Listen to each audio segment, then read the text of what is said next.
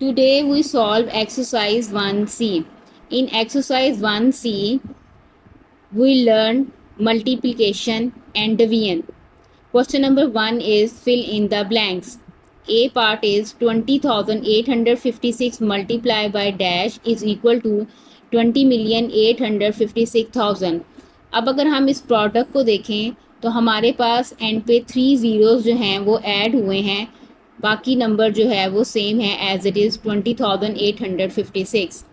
अब अगर हम किसी भी नंबर को 1000 से मल्टीप्लाई करें तो उसकी राइट साइड पे 3 ज़ीरो ऐड हो जाएंगे, और अगर 100 से मल्टीप्लाई करेंगे तो 2 ज़ीरो ऐड हो जाएंगे, और अगर 10 से मल्टीप्लाई करेंगे तो 1 ज़ीरो जो है वो नंबर के राइट साइड पे ऐड हो जाएगा.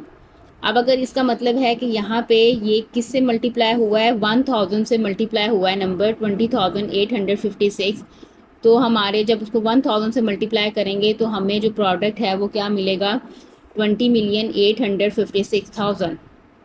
Next, B part is dash multiplied by 100 is equal to 3,869,500. अब यहाँ पे भी 2 ज़ीरो है और ये 2 ज़ीरो यहाँ पे ऐड हुए हैं. इट मीन्स कि यहाँ पे हमारे पास क्या नंबर होगा, 38,695. 38,695 अगर हम उसको 100 से मल्टीप्लाई करें तो हमारे पास जो प्रोडक्ट है वो क्या मिलता है हमें, 3,869,500. Next C part is 45,200 multiply by 20 is equal to dash. अब 45,200 जो है वो किससे मल्टीप्लाई हो रहा है, 20 से मल्टीप्लाई हो रहा है. तो 20 से मल्टीप्लाई हो रहा है, इसके लिए हम इसकी अगर हम वर्किंग देखें 45,200 को अगर हम 20 से मल्टीप्लाई करें तो हमारे पास क्या आंसर होगा.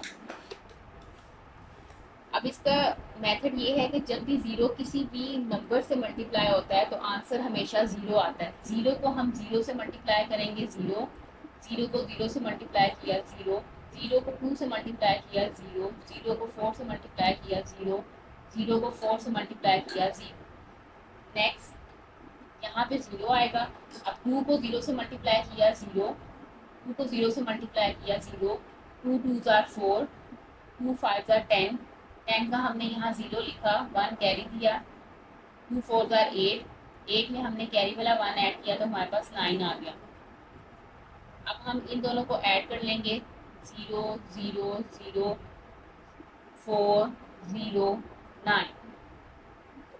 हमें क्या आंसर मिला, 904,000. तो हम यहाँ पे अपना आंसर लिखेंगे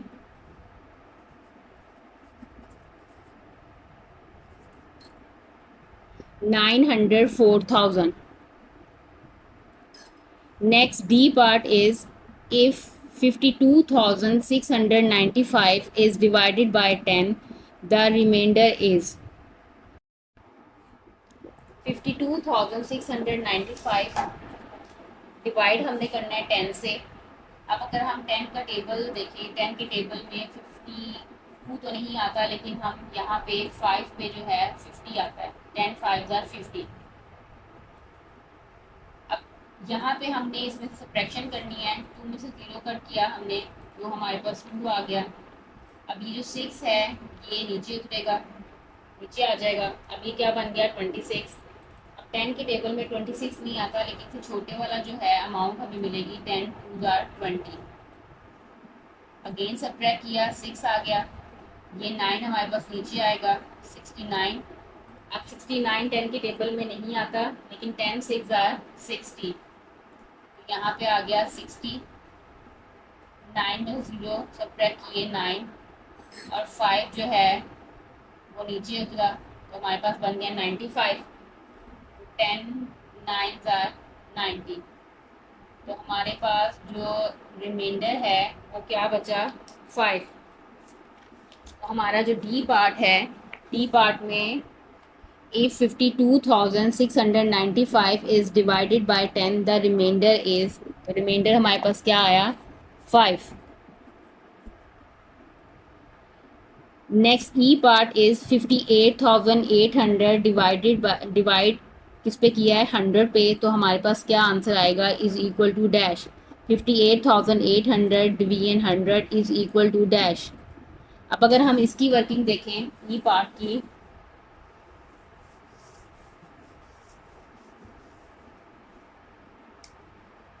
ई पार्ट है 58,800 और डिवीजन है हमारे पास 100।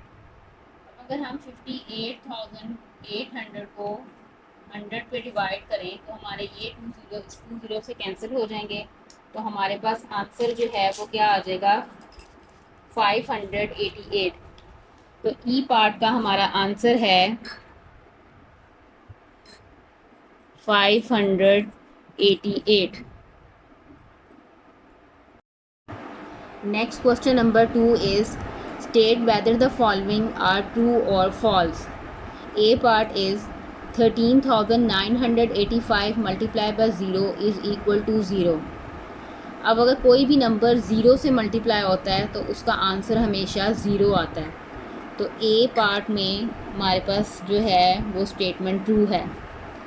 Next B part is 71,432 multiply by 50 is equal to 35,571,600। अगर हम 71,432 को 50 से मल्टीप्लाई करें तो हमें ये प्रोडक्ट मिलती है। इसकी हम वर्किंग करके जो है वो चेक करते हैं कि हमारे पास क्या आंसर आता है। अमाउंट है हमारे पास 71,432, इसको हमने मल्टीप्लाई करना है 50 से।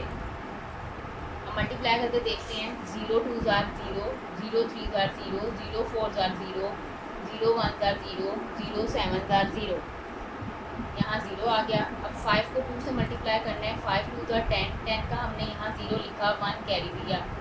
5 3 ज़ार 15, 15 में हमने कैरी वाला 1 ऐड किया, 16, 16 का 6 लिखा, 1 कैरी दिया। 5 4 ज़ार 20, 20 में हमने कैरी वाला 1 ऐड किया, 21, 21 का हमने 1 लिखा, 2 कैरी दिया। 5 1 ज़ार 5, 5 में हमने कैरी वाला 2 ऐड किया, 7, और 5 7 ज़ार 35। 0 0 6 1 7 5 3। तो आंसर हमारे पास क्या आया 3,571,600। अब यहाँ पे हमारे पास जो बुक है, बुक में जो है वो क्या उसका आंसर दिया हुआ है, आंसर दिया हुआ है 35,571,600। तो ये जो है ये फॉल्स है, क्योंकि हमारे पास 35 मिलियन आंसर नहीं आता, 3 मिलियन आता है। इसकी वर्किंग अगर हम देखें तो 3,571,600 है, और यहाँ पे हमें दिया गया है आंसर 35 मिलियन, तो ये फॉल्स है। Next C part is 70,000 divide 1,000 is equal to 70, कि 70,000 को अगर हम 1,000 पे डिवाइड करें तो हमें 70 आंसर रिसीव होता है। इसकी भी अगर हम वर्किंग करके देख लेते हैं, 70,000 इसको हमने किस पे डिवाइड करना है 1,000 पे। अब अगर हम इसकी डिवीजन करें 1,000 पे तो ये 30 इस 30 से कैंसिल हो गए और हमारे पास आंसर जो है वो 70 आया। तो सी पार्ट में हमें आंसर 70 दिया हुआ है, तो it means this is true. Next D part is 6,000 divide 6 minus 333 multiply by 10 is multiply by 3 is equal to 10। 6,000 को 6 पे डिवाइड करें और उसमें जो आंसर आए उसको जो है वो सब्ट्रैक्ट करें इसकी मल्टीप्लिकेशन से, 333 मल्टीप्लाई बाय 3, तो उसका आंसर जो है हमारे पास 10 आएगा। इसकी भी हम वर्किंग करके देख लेते हैं कि हमारे पास इसका आंसर क्या आता है ई पार्ट की।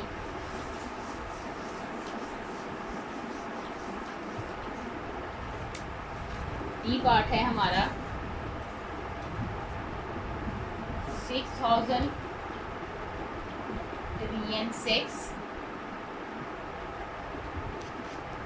333 मल्टीप्लाई बाय 3। अब अगर हम 6,000 को 6 को डिवाइड करें तो हमारे पास क्या आंसर आएगा।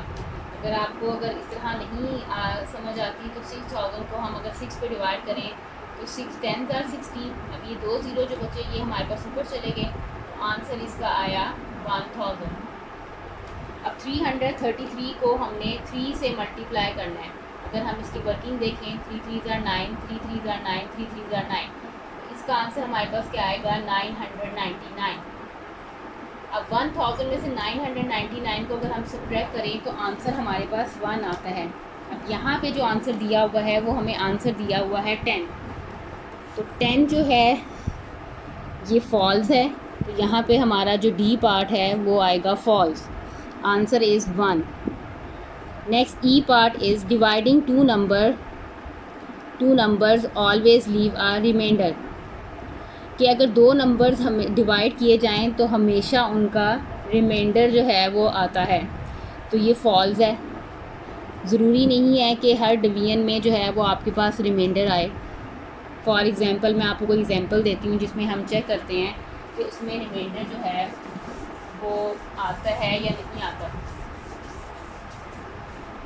फॉर एग्ज़ाम्पल 55 एक नंबर है, उसको हम 5 पे डिवाइड कर रहे हैं, तो इसका आंसर क्या आएगा 5 1s are 5, ये 5 नीचे आया, 5 1s are 5, तो इसका रिमाइंडर जो है वो कुछ भी नहीं बचा, 0 बचा। तो यहाँ पे लिखा हुआ है dividing two numbers always leave a reminder, तो हमेशा जो है वो रिमाइंडर जो है वो नहीं आता, ये स्टेटमेंट भी जो है हमारी फॉल्स है।